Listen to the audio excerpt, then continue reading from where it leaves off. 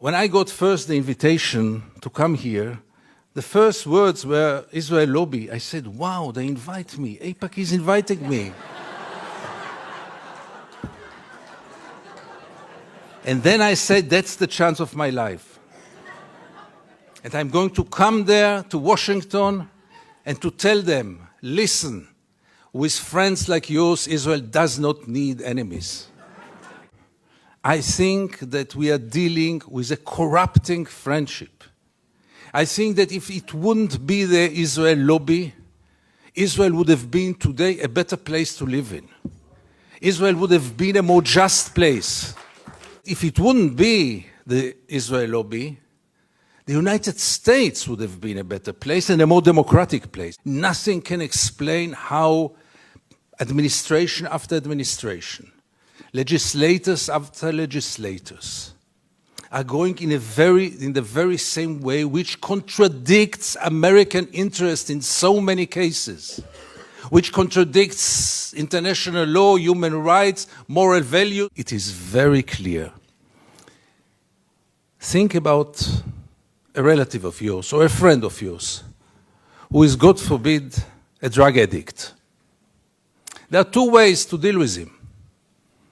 One is to supply him with money and he will go and buy more drugs. He will be very grateful to you. He will appreciate you. He will tell you, you love me, you are my friend, you are my best friend.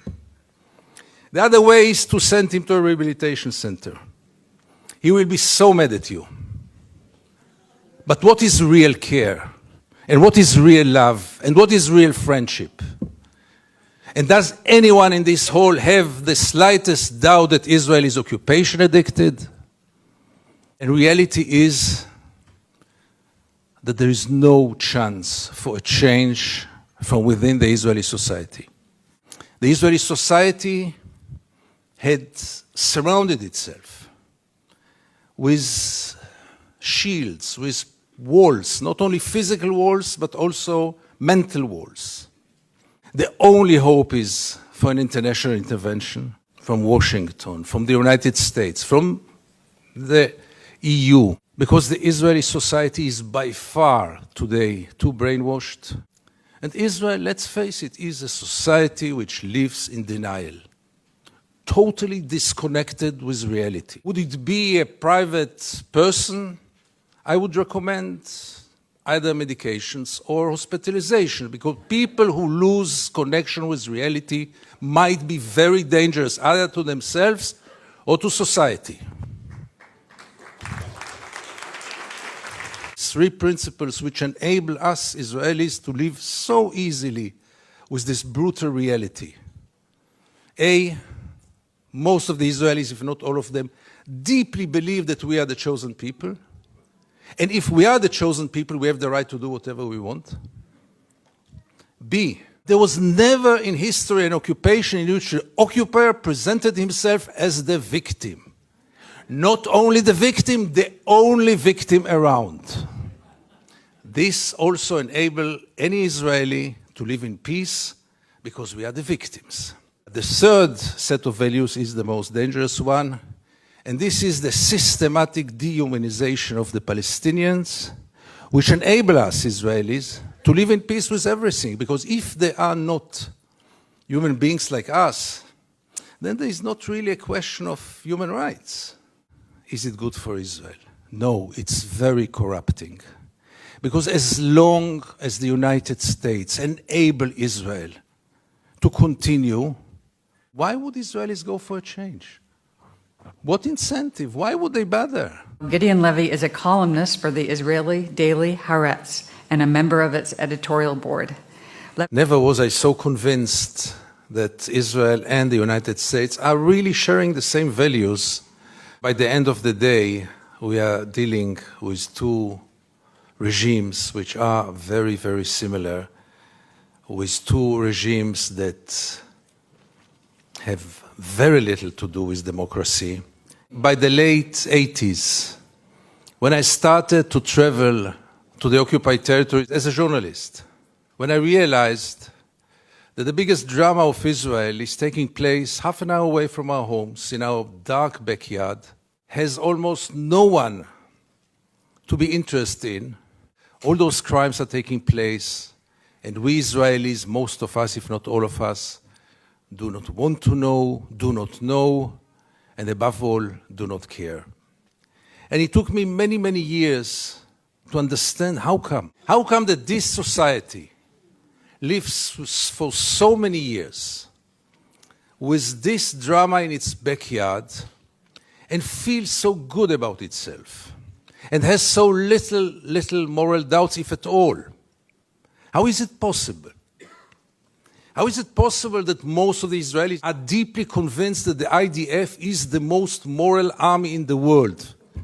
Try to tell an Israeli, and I tried it once or twice, you know what, maybe it's the second moral army in the world. Maybe the army of Luxembourg is more moral. I don't know if Luxembourg has an army at all. They will be deeply offended. How can you dare? How come that when this reality is taking place so close to our homes, how come that we live in peace with it, that we continue with it, that there is no resistance, almost nothing? Can it be only this small group, as powerful as it is? Is it the full explanation? And the Israeli society lost connection with reality. It lost connection with the reality in its backyard. It's totally lost connection with the international environment. Really to believe that 5 million Jews know better than 6 billion people of the world? Really believe that 5 million Jews will be able to continue to live on their sword forever? Is there one example in history in which any country lived on its sword forever? Empires? Really believing that in the 21st century it is acceptable to ignore the international law in such a way, to ignore the international institutions, and to rely only on the United States and Micronesia. Let's not forget this friend of Israel. And recently also Czech Republic. Thank you, Czech Republic. And Canada, your neighbor, obviously. So therefore it is so crucial to see any kind of change here in the United States. And we jump on any sign. When J Street was established, we say, yeah, here it comes. And it didn't come. When Obama was elected, I had tears in my eyes. I said, here it comes. And it didn't come. Because change will have to take place here. In Israel, it's a lost case. Forget about it. Dual strategy of Israel of being a victim on one hand and manipulating on the other hand. Benjamin Netanyahu came with the notion all the Jews must come to Israel. It's the safest place for the Jews in the world. It's a shelter for the Jews in the world. Which is wrong, because Israel is today the most dangerous place on earth for Jews. But let's put it aside. It was only 24 hours later when he said Israel is an existential threat under the Iranian bomb. And I asked myself, how can you dare call Jews to come and to join this suicidal project when the Iranians are going to bomb us? But in Israel, everything goes, and both declarations were accepted as the only truth. If you scratch under the skin of almost every Israeli, almost no one will treat the Palestinians as equal human beings like us. I once wrote that we treat the Palestinians like animals, and I got so many protest letters from animal rights organizations, rightly so. How many Israelis did ever try for a moment to put themselves in the place of the Palestinians for a moment, for one day? And I want to give you two examples which will demonstrate it. Many years ago, I interviewed then candidate for Prime Minister, Ehud Barak. And I asked him a question which I try to ask in any occasion. Mr. Barak, what would have happened if you would have been born Palestinian? And Barak gave me then the only honest answer he could give me. He said I would have joined a terror organization. And it became a scandal, because how can you dare to put Ehud Barak to think what would have happened if he would have become a Palestinian? And the second incident, briefly, Second Intifada, the city of Jenin, the most closed city in the West Bank, real total siege. I go out from Jenin, I come to the checkpoint, a Palestinian ambulance is parking there with the red lights. I stand after him, no cars can get out of Jenin in those days, no cars can get in, and I wait. The soldiers are playing backgammon in the tent. Usually I know myself, it's better that I don't get into a confrontation with the soldiers because it always ends up very badly. So I stayed in the car, but after 40 minutes I couldn't take it, and I went out to the car. From the car, I went first to the Palestinian ambulance driver and I asked him, what's going on? He told me that's the routine, they let me wait 1 hour until they come and check the ambulance. And I couldn't take it anymore, and I went to the soldiers. It became a confrontation, but the question that I asked them, which really brought them to direct their weapons toward me, was one. What would have happened if your father would have been lying in this ambulance?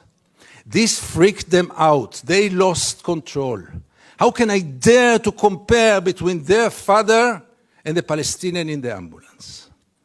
And this set of beliefs that they are not human beings like us enable us, Israelis, to live in so much peace with those crimes, ongoing crime for so many years, with losing any kind of humanity, values. I heard today people talk about Jewish values.